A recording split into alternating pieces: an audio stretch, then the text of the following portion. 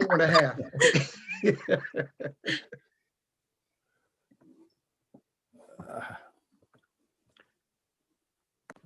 Okay, so this is a wonderful opportunity to learn from one of the leaders of our community, Reverend Mark Blue, who has graciously accepted our invitation from the Town of Amherst Community Diversity Commission to be our keynote speaker for this Black History Month that we really needed to and wanted to celebrate and observe.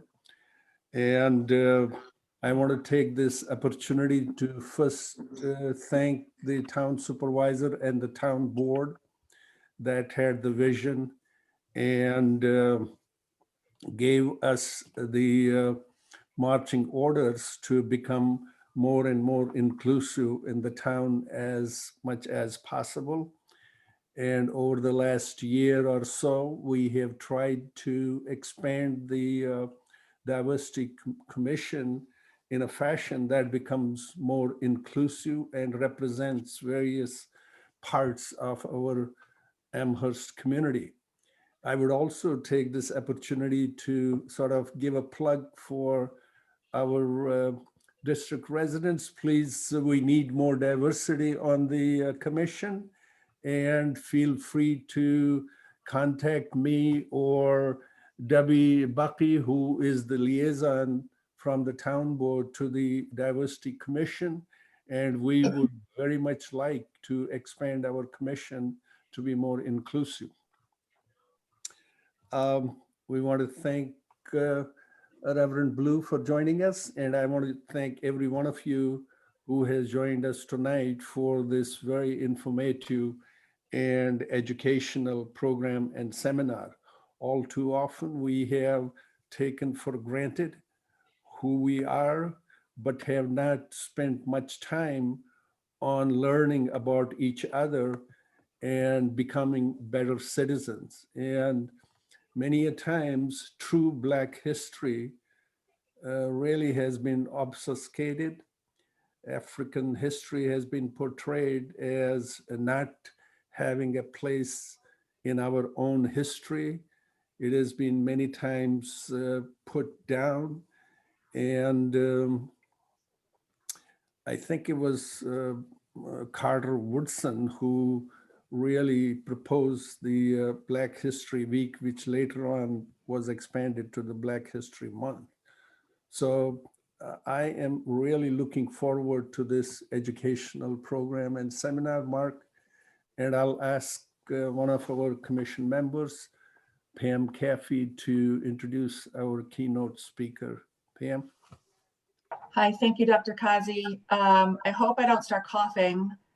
That's my mute has been on because I've been coughing, but we'll see how I do. Thank you, Reverend Blue, for joining us tonight. Reverend Blue is currently the president of the NAACP Buffalo chapter and a Silver Life member of the NAACP. He's also the pastor of Second Baptist Church of Lackawanna and the chair of the New York State Region 10 Health Equity Task Force. Pastor Blue was born in Buffalo in 1963, and he has studied aerospace technology and Christian ministry. And currently he is enrolled in a master's program at the Anderson Theological Seminary. And I hope I'm getting all this right. If not, we'll make some corrections in the chat box. Just like I paid you to say it, you did a good job. Well, I'm not done yet. I am not done yet. He joined the United States Air Force Reserve in 1983, and he retired in 2003 with the rank of Master Sergeant. He served as Equal Opportunity Employment Counselor and on the Human Resource Development Council at the Niagara Falls Air Reserve Station. Let's see. In 2012, Pastor Blue was appointed as the president of the board of directors of the Lackawanna Chambers of Commerce, historical event, since he is the first African-American to hold this office within the Lackawanna Chamber. Pastor Blue is active in Lackawanna and the wider Western New York community, bringing many viable programs to the first ward of Lackawanna in order to improve the quality of life.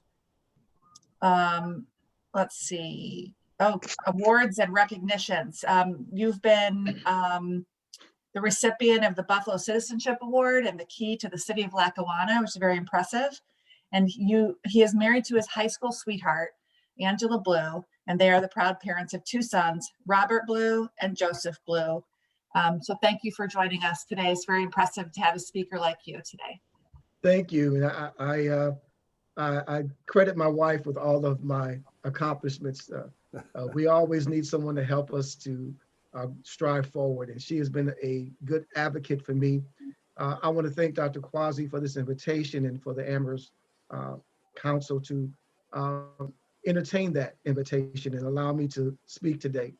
I'm very excited about what we're talking about, because one of the things that we need to really, really look at is that all citizens of the United States are important. It doesn't matter your culture, your creed, your denomination. It doesn't matter. We're all here together under the title of the United States. And that means a lot. It means a lot. We may have a difference of opinion at times, but that's okay. Everybody has that right. There's an old saying that teeth and tongue may bite each other, but you don't find them pulling each other out, because they're still integral parts of our entire society. I did put some items in the chat, but now I realize that I do have screen sharing capabilities. So I would like to just share my screen. And in doing so, I would like us to look at some of the history in our area. Buffalo is renowned for a lot of history and cultural sensitivity in which we have yet really to explore. One of the infamous, or one of the famous walls in Buffalo are located on Michigan and East Ferry. That's the Freedom Wall, which has a lot of the African Americans who have made contributions to the city of Buffalo and surrounding areas on that wall. You have Mount Rushmore, we have the Freedom Wall on East Ferry and Michigan. And it speaks a lot to the history, and it speaks a lot to the contributions of the individuals that make up that history. So it's very good, especially in times like this. We still have to maintain our social distancing. It'd be good just to take a ride out there and see all of the faces that are on that wall. The names, we can get that information for you, for all the names and contributions that they have made. But because of the times that we're living in, if it's just for the family to take a ride and see some of the accomplishments of some of the individuals that make up that wall, you'll find a good history of our city. I'm going to share my screen. I have a couple of things on there that I would like for us to look at. Can everybody see that? Yes. Okay. I want to talk about the Michigan Street Baptist Church. Always here to provide some comedy. When we talk about the Michigan Street Baptist Church, Mark, yes, sir. all the listeners, please mute yourself if you're not talking. WIVB, please mute yourself. Thank you. When we talk about the Michigan Street Baptist Church, Harriet Tubman used that church as part of the Underground Railroad and the freeing of the slaves from. You can Google that and you'll find a lot of good, interesting facts about it. Buffalo, Niagara Falls area was one of the great routes that were used in the slave movement as far as freeing the slaves. I'm just going to go to the Michigan Street Baptist Church just to look at it.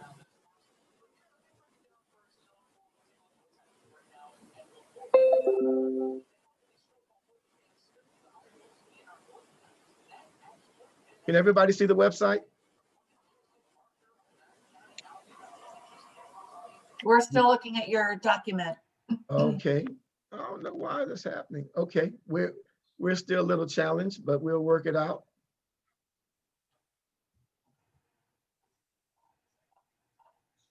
Well, let me just talk about it. I did put it in the chat. I would ask that you go to that website that's in the chat on the Michigan Street Baptist Church, and you'll also find some good information in there about the history of the Niagara movement. The Niagara movement was the precursor for the NAACP. So back in 1905 and 1906, W.E.B. Du Bois assembled a group of African-American thinkers. And they came together not to stir trouble, but they came together to make things more equitable. They realized that the inequities that were in America, and how African Americans were treated much differently as still the second-class citizens that they were, according to history, and wanted to have some parity and equality.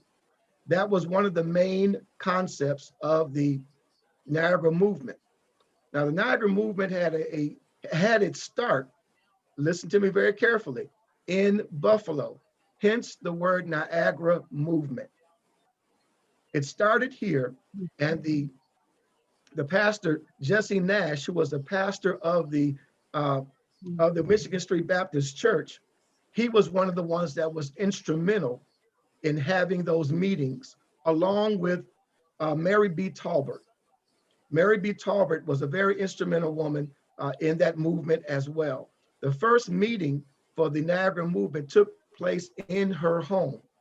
Now, the Michigan Street Baptist Church is located at 521 Michigan. Her house was right next door to the church. And if you ride down the Michigan and Broadway, William Street area, we now have a sign that says African American Historical Corridor. A lot of things took place during that time. The Colored Musicians Club is there, as well as the only African American radio station, WUFO, Power 96.5. Sheila Brown is the owner of that station, the first in our area. So there have been great strides that have come from our area, Buffalo, Western New York. The Niagara movement took place, but they weren't able to have the meeting in America because of the racism, and because the hotels did not allow African Americans to be in their hotels. They went over to Niagara Falls, Ontario, and had their first meeting. So both Canada and the United States were instrumental in the Niagara movement. The Niagara movement lost some of its steam in 1909, or actually 1908. And then from then on, there was a racial riot that took place in Springfield, Illinois. And a lot of individuals, both African-American, white, and those who were sympathizers for the cause, because of the riot that went on and the lynching that went on, they thought there was something pivotal that needs to happen. And what happened was, from that, was the formation of the NAACP, the National Association for the Advancement of Colored People. Now, that started as a multicultural group that were looking at the injustices that were done to a lot of the African American people. So when you look at the National Association for the Advancement of Colored People, one of the things that we all look at is that there's advancement for one, there's advancement for all. And that's one of the key things that we need to come into the concept of. Every group has their own group. But the difference with the National Association for the Advancement of Colored People, NAACP, is that when an injustice has been done, you have people that will rally around to try to correct that injustice. And the National Association for the Advancement of Colored People is not limited to just African Americans. The first president of the National Association of Advancement of Colored People wasn't an African American. And we also have an award called the Spingar Award, and it was named after one of the presidents of the NAACP, which wasn't an African American, but it was a Jewish American. So when we look at this, it's still a multicultural organization, but it's dealing a lot with the injustices that's being done with the African American communities. So a lot of people will say, well, why don't they change their name?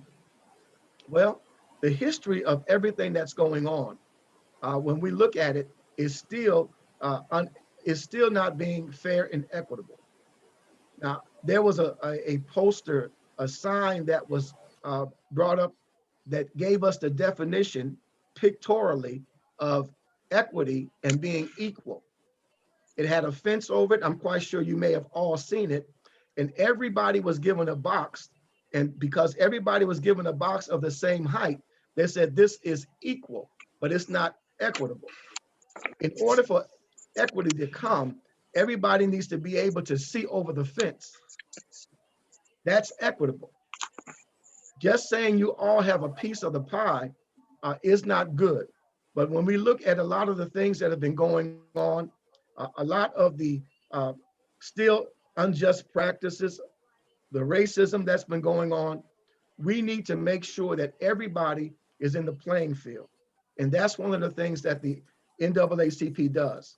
There's a lobbying group for the NAACP as well. We make sure that we look at a lot of the bills that are being passed to make sure there is equality and that there's equitable distribution that's making it better for all people. Again, the NAACP, the National Association for the Advancement of Colored People, is dealing with all people, because if there's a change in one legislation, it affects everyone. And that's one of the things that needs to happen.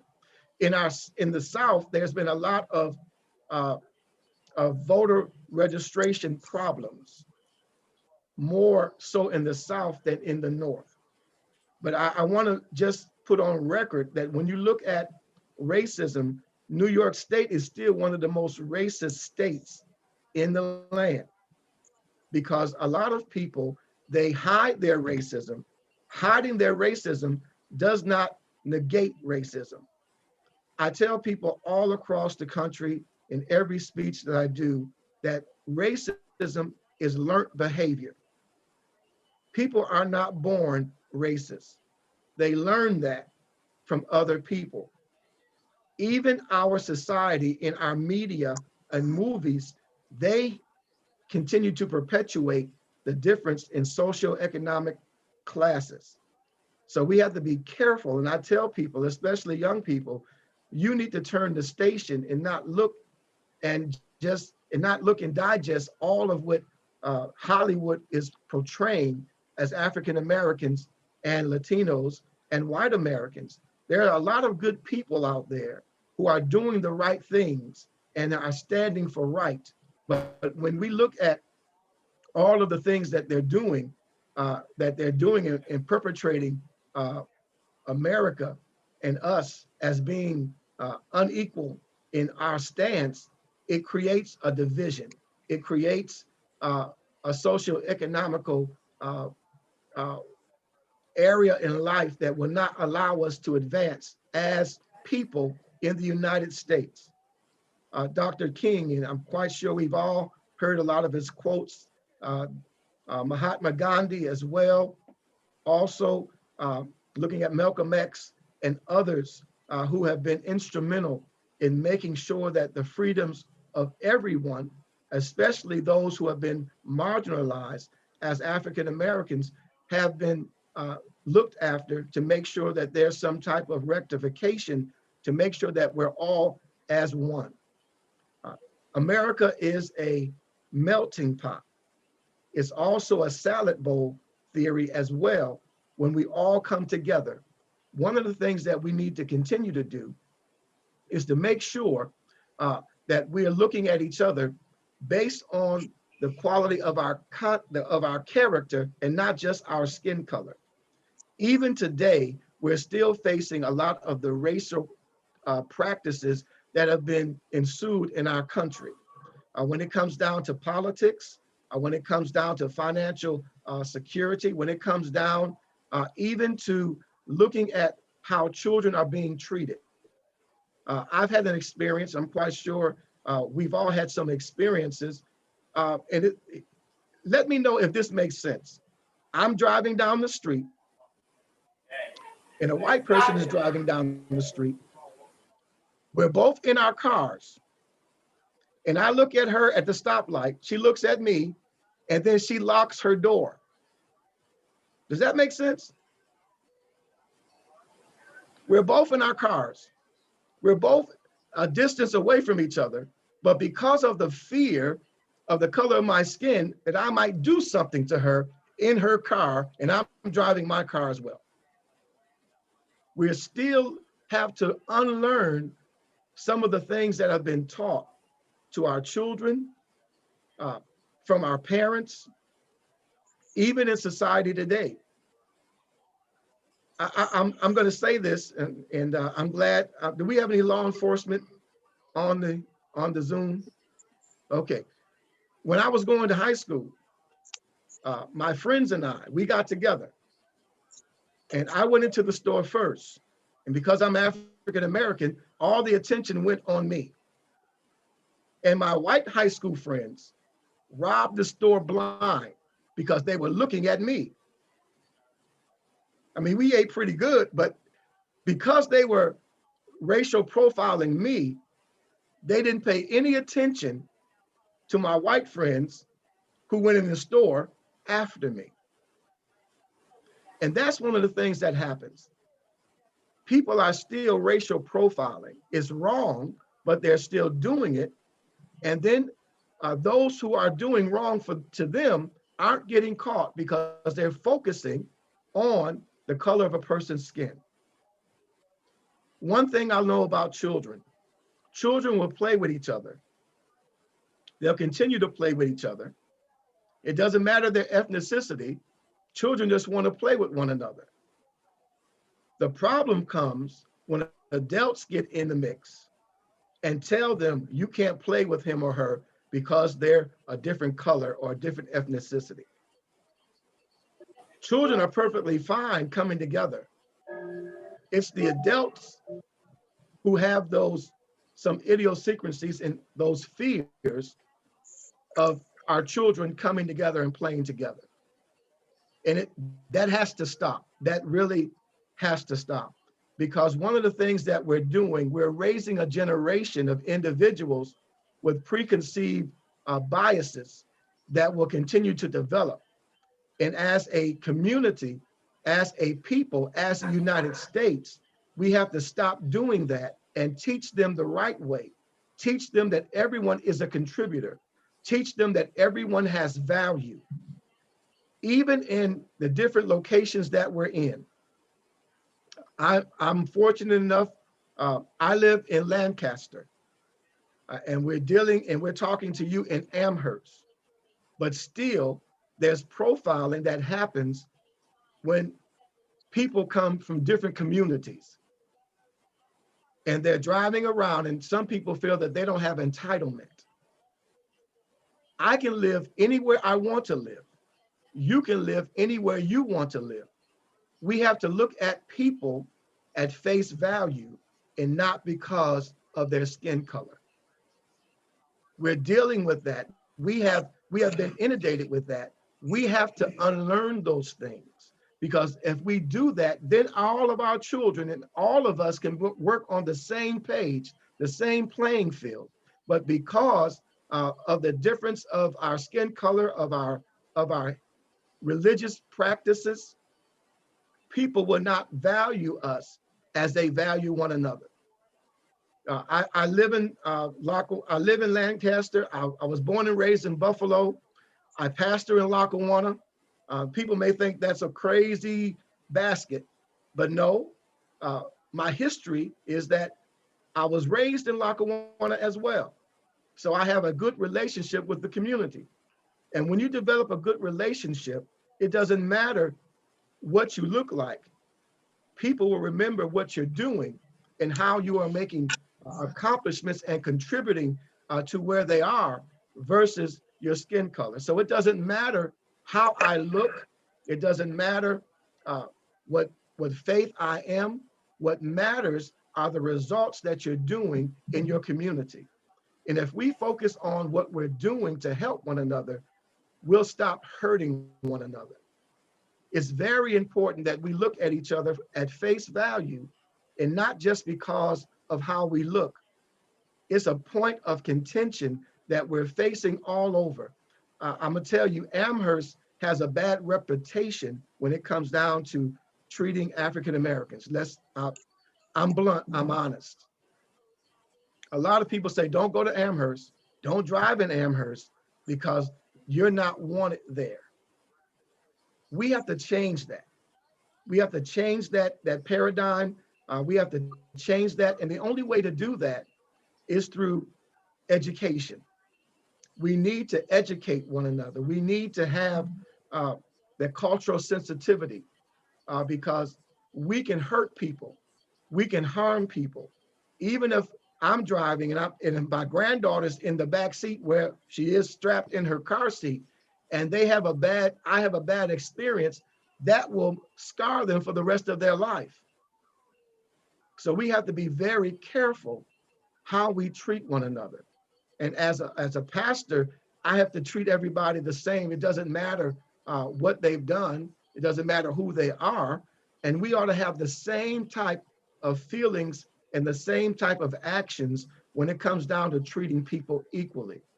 Because we all have rights in our country because we're in the United States, but we're still dealing with paradigms that have been fostered by others.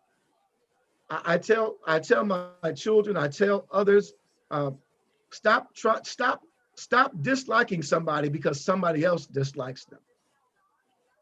And I'm quite sure as children, we all had that.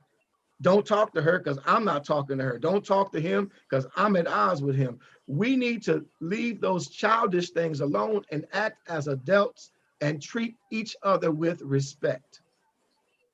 That's the only way that we're going to make it. That's the only way that our society is going to flourish. Instead of looking down at one another, we should be looking at one another to help one another. And that's one of the things about the NAACP. We have different forms in which we address a lot of the different situations in life that come. So it's very that we look at each other and treat one another with respect.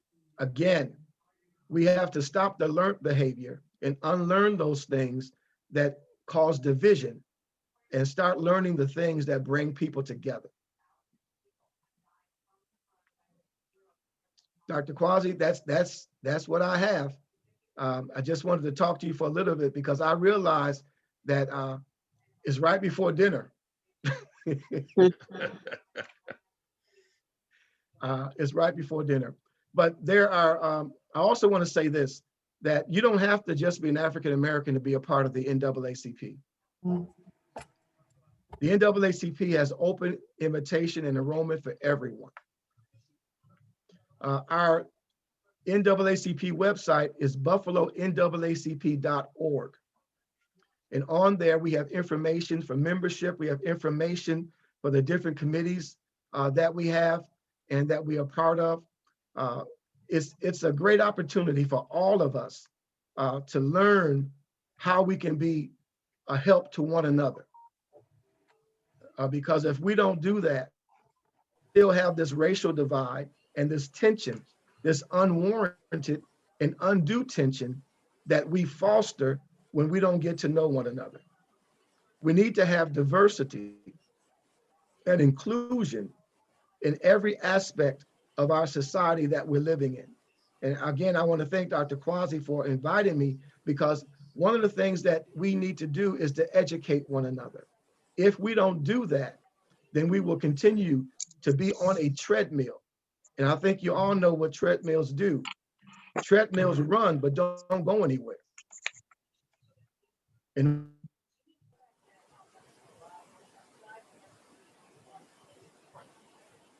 Reverend Blue, you froze. I froze. Okay. Now you're back. I'm back. Okay. Yes. All right. Thank you. We We have to lost you learn at treadmill. we have to learn to get off of our treadmill and learn to help one another. The only time we should be looking down at one another is to help that brother or sister up. So we have a lot of work to do. Our children, we have a lot of work to do with them, to let them know that a lot of our differences are our strengths and not our weaknesses. So as we continue to grow together, as we continue to learn, we have to make sure that we pull our brother or sister up as we climb. There's a lot of things that we aren't able to have because we're not giving people opportunity. People need opportunity. My mother always taught me that the stupidest question, and sorry for my grammar, is a question that's not asked.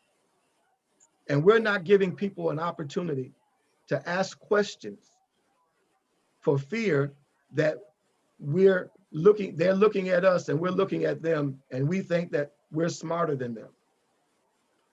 Trust me, if you give people opportunity, they can help you grow and flourish and become all that you need to become in society. So we have to learn how to respect one another. And that's one of the main things that the NAACP is doing, is teaching us how to own that we're not really taking away from those things that we need, and that's one another. Again, we are in the United States, so we ought to act united. And if we do that, and when we do that, a lot of these ills and a lot of the paradigms will shift to make us more of what we are intended to be as one. Thank you, Dr. Kwasi, and thank you for listening to me. Thank you, Reverend Blue. Dr. Kazi, I actually have some questions for Reverend Blue. Can I go ahead and ask them? Yeah, please go ahead. Okay. I am aware of the reputation that Amherst has had and have shared those concerns. And I'm curious if you have any suggestions for how one could address racial profiling in law enforcement. Well, there needs to be not only diversity, but sensitivity training. How you approach people will dictate the response that you get. So if you don't have a diverse workforce, a workforce that needs to mirror not just the community, but the communities around that community as well. You know, a lot of people will not even venture to be a part of that community because they will feel that they're being profiled. And there needs to be leadership from the top to the bottom. Doing things the way we've always done them is a definition of insanity. But when we continue to make sure there's diversity from the top to the bottom, then you will have a better law enforcement, you have a better political and climate, you'll also have a better school system. Even in the school system, and I know it's difficult at times, but there's a difference between when a woman teaches and when a man teaches. And they need to see that in the school system as well. Okay, thank you.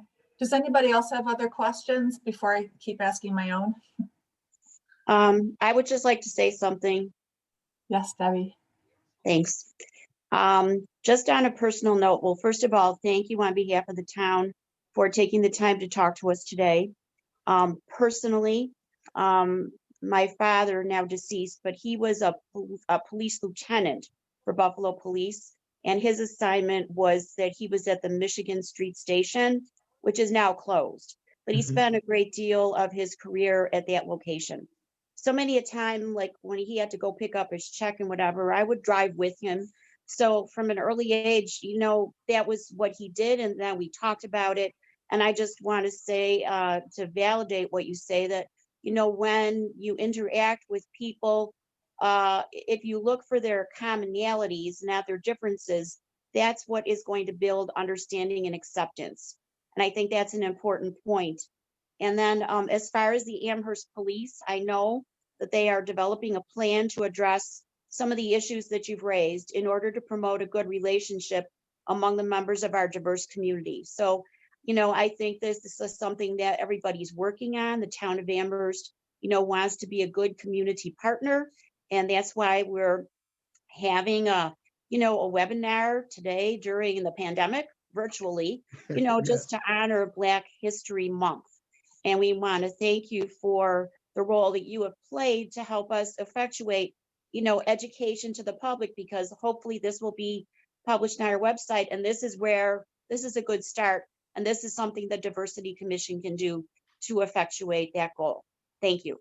And Thank you. also add to that, thank you, Debbie, for, reminding us all about what you said. And for the first time, town of Amherst will also observe and celebrate Juneteenth as a Mhm. holiday. Which Yes. we haven't done in the town before. So hopefully we are on the right track. We are learning, and we are also aware of what you mentioned in terms of reputation of Amherst. And it's interesting that last year, year 2020, there were only total of 3 anti-Black crimes, simple assaults registered with the town of Amherst Police, which doesn't necessarily mean that that's all that happened out there, but that's what officially, we know took place. And the Diversity Commission decided in its meeting a couple months ago that the hate crimes is something that we would like to focus on going forward. So I think it's a timely thing we need to keep in mind. And Pam, you go ahead. You had a question, then I also have a question and a comment.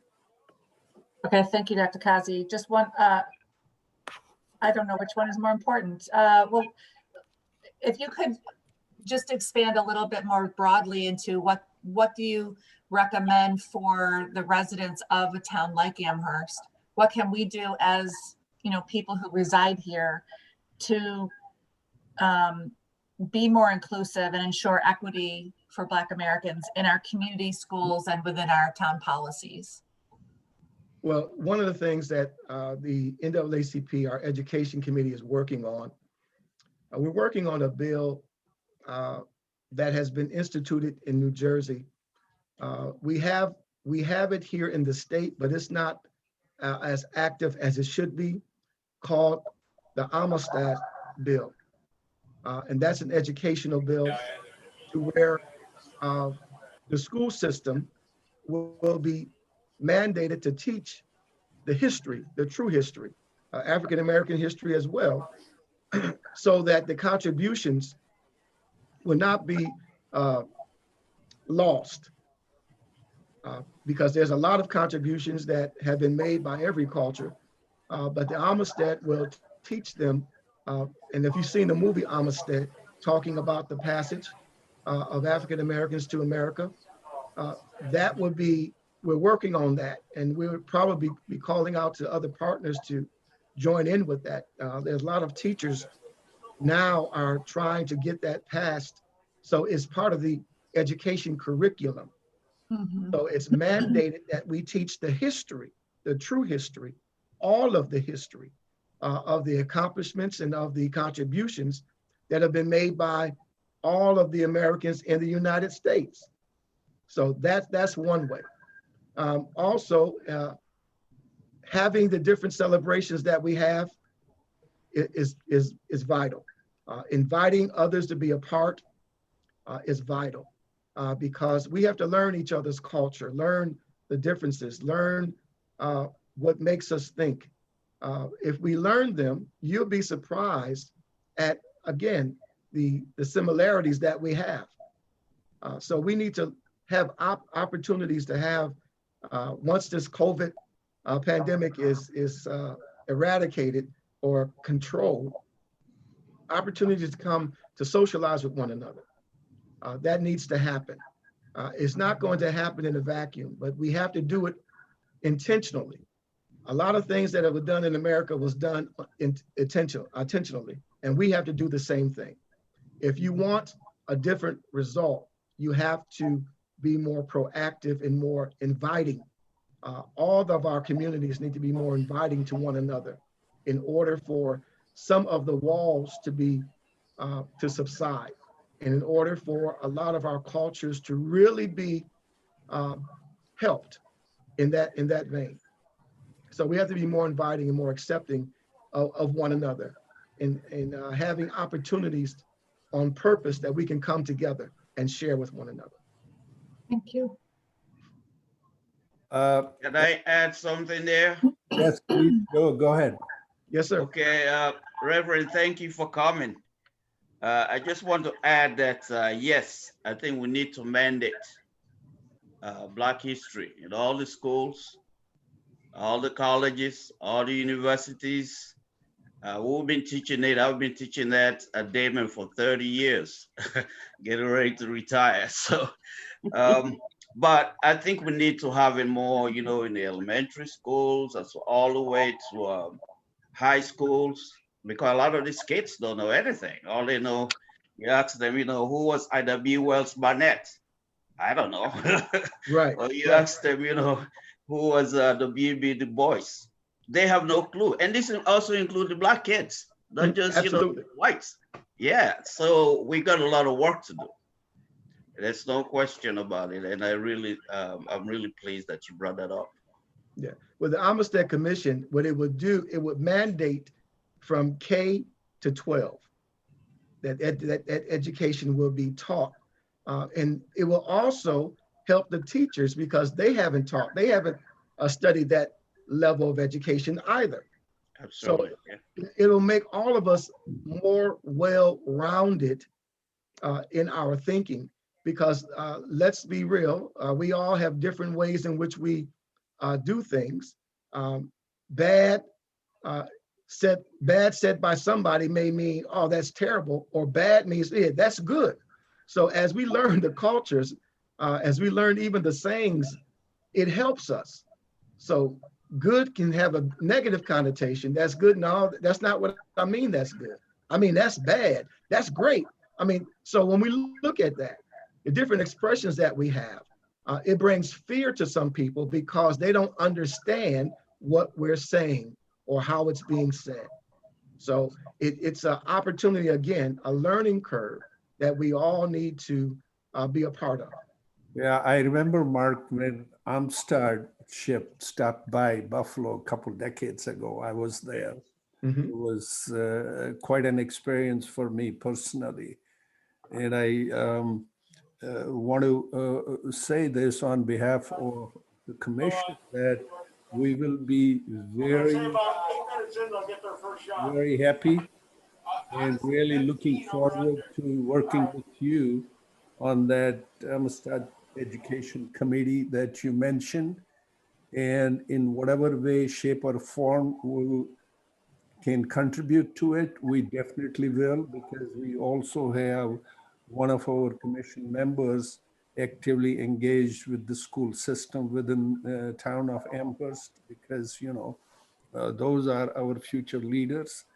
And we certainly would welcome any assistance you can provide us in facilitating Town of Amherst Diversity Commission being of assistance to you in any way, shape, or form we can to advance the cause of your education committee. And Dr. Cassie, can I speak? yes, please, go ahead. I'm from the Amherst Task Force for Healthy Community, Healthy Youth. The town of Amherst has several youth groups, several volunteer and leadership groups. And I know that they try very hard to celebrate diversity. I was on the Williamsville School Board for a very long time and was involved in creating a diversity policy that still exists there. So I know the schools are trying as hard as they can. I think the Armistead thing should try to develop a curriculum that can help, because I don't think that teachers actually know what to teach or how to teach it. And unless you give them a curriculum that says this is what you need to teach and what the children need to learn, that's going to happen. I know history books are written differently all over the country. Uh, Unfortunately, there's things left out of a lot of places that should be in there. And I think as a community, we celebrate diversity as much as we can. And Mhm. it makes me sad to think that there are problems in acceptance in our community. But I think from the point of where I come from with youth, we're trying very, very hard to embrace diversity and to make sure that from a young age, kids celebrate. In schools, they celebrate international festivals, different foods, different holidays, and it's meant as teaching about different things. As a Jewish person, I too feel the prejudice that exists in this country. In fact, sometimes in our own town. So it's very important what you say. It's very important that we teach from a young age, but it's also very important that we teach our teachers how to teach this subject. So when you're working on that commission, if you could kind of bring up that idea that they need to know what they have to teach. So, it's not always in books. It's not there. Absolutely. In that, there will be courses for teachers to know what to teach and how to teach. We know it's a paradigm shift. In New Jersey, they have a structured course that, again, is mandated from uh, kindergarten to 12th grade, and the teachers have to be certified to teach that as well. It's something that's done as the curriculum. So Right. they know what to teach, they know how to teach, but in doing that, they first have to learn it themselves. Yep. Okay. So it's not just a book thing. It's looking at all of the history and data. And again, it goes back to the old style of teaching. Everything isn't in a book and it's not standardized. So everybody has to take the initiative to learn what they're supposed to teach. Yes, Mark, let me just add one more thing, Go Dr. ahead. Kwazi. Go ahead. Also, people have to look at Black, just like the pastor has indicated. Black history is American history. It is world history. A lot of the inventions that we see today, even this light that we got right now, was created by Black people. Some of them were slaves when they came up with some of these discoveries, medicine. You can on and on and on. So we have to, until I agree with you with the curriculum. Yes, we got to set up the curriculum and we give it to the teachers, but then we have to push something. They can just put it down, something that will have them, to put it into effect, implement. That's the point. Not that they don't have all this information, but a lot of it is that they're not being implemented at all. In our case, like in my department, we required. I created Black Studies. We got a Black Studies program, which include Black history, and all our students have to take it, for graduation, at least in our program, Is for that in bachelor's. So Damon? we have to, push it. That's the only way it's gonna go. That's in Damon College, Joe, right? Yes, Damon College. Thank you.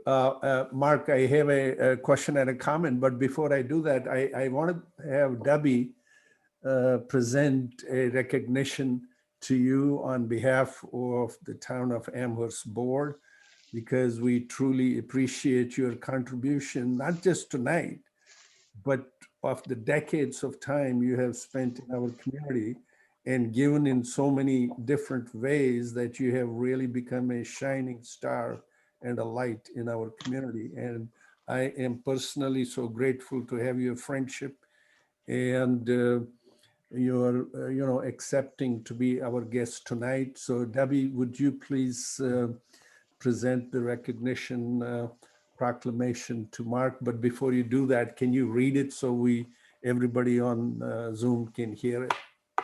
Absolutely. Thank you, Dr. Kazi. I will show you if this shows up on the screen, and I will read it. This is a commendation that the town of Amherst hereby honors and commends the Reverend Mark Blue, who is our keynote speaker of recognizing and honoring Black History Month for the town of Amherst Community Diversity Commission. President of the Buffalo chapter of NAACP, pastor of Second Baptist Church of Lackawanna, chair of the Region 10 Vaccine Hub Advisory Committee, and United States Air Force Reserve veteran with the rank of Master Sergeant, we thank Reverend Blue for his commitment to the town of Amherst and our Western New York communities. The town of Amherst wishes Reverend Mark Blue continued success in his leadership endeavors.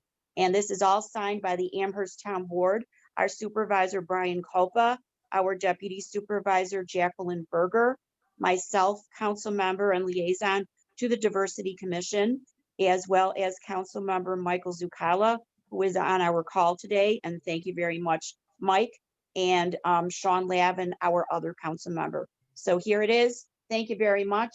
We will make sure that you get this. Thank you. I'll Thank send you. it on to him. Thank Now, you. Mark, Yes, sir. I don't think this proclamation really tells the whole story about you. We really appreciate you coming. And I'm reminded about one of great leaders I have admired, and I have spent a little time with him in DC and taken pictures with him. And that's the iconic John Lewis, Oh, Lord. who passed away last year in July. Yes. And I know he was one of the original, one of the 13 freedom writers, you know? Yes. And can you sort of give a personal story, you know, because I love to hear stories. Can you have a personal story of your own struggle with the civil rights movement? You know, Let me share this. Being in the Air Force, you face a lot of adversity, especially sometimes being overlooked when it comes down to rank. I've had two situations that happened to me. I was in charge of the maintenance shop one Saturday, and we had a reservist coming in looking for who's in charge. He asked me who's in charge. Then he just totally overlooked me and asked somebody else who's in charge. I knew what they would say to this young man, to this young airman, about who's in charge. So I purposely left the room. They said, you need to talk to Sergeant Blue. Well, the first person he talked to was me, but he just totally disregarded me. So I left the room on purpose. I was a little bit, you know, so everybody said Reverend Blue's in charge. So then he had to come back to me. And he was kind of eating crow because he overlooked me and did not think because of my skin color that I was in charge. So he asked me a question, and I was very facetious with him. I said, before I answer your question, I need you to go out and give me 50 yards of flight line. He said, flight line? Let me say the flight line is the place where the planes are. So there's no way you can go out and get 50 yards of flight line because that's all concrete. He didn't think it was too funny, but I did because he overlooked me, and I gave him an order, and he was searching around trying to fulfill that order. I had another situation that happened to me in the military when it came down for rank. It was between me and one of my Caucasian workmates. We were going up for the same rank. And my supervisor said, well, I can't put both of you in. I said, why don't you do that? Just put us both in. He said, because you might get it. I was a little upset. I was a little warm. Well, I was hot that he said that to me. And what that said to me was he didn't think I had the ability for leadership. And I looked at that. Every one of those situations, I didn't get vindictive. I could have. I didn't try to get them back or do anything derogatory. What that did to me was to make me start studying harder and doing my job better. Because what ended up happening was I made that rank of Master Sergeant. And it was nothing he can do about it. When you are faced with adversity, the only way to overcome that is not to be vindictive, not to be retaliatory. You work harder. I use those opportunities of overt racism as stepping stones to make sure I was more focused about the areas that I wanted to be in charge over. Because of that, everything that I did, it increased my ability. Now, during that time, I took on the pastorship of the Second Baptist Church. And every year we get evaluated. My shop foreman said to me, he said, Mark, I thought that your performance would diminish when you took on the pastorship of the church and still worked here. He said, but what I saw in you was not a diminishing of your ability and skill, but what I saw in you was an elevation of your perception of how things work and how things run. Whenever we're faced with diversity, we need to use it as a stepping stone to excel in the areas of growth, education, and life. I did not take, for one instance, the thought of trying to do something bad to them. I did not want to give them any opportunity to say that I'm being subservient or not following the directions and orders. But what I did, I did what I was taught to do. I was taught by my parents to use every opportunity that you have to better yourself and not give in to the overt oppressions and thinking of other people. We need to think better. If we think better, we'll be able to do better. I will not allow anyone to dictate how I'm supposed to respond or react to a situation. I was taught to use every opportunity that you have to do better and not to give in. Even if they don't like you, I prefer that. If you don't like me, that's fine, because I'm going to do my best to make sure I'm the best person I can be in whatever career field that I'm in whatever opportunity that I've been given. I'm going to do my best. And if I have to help you, I will help you.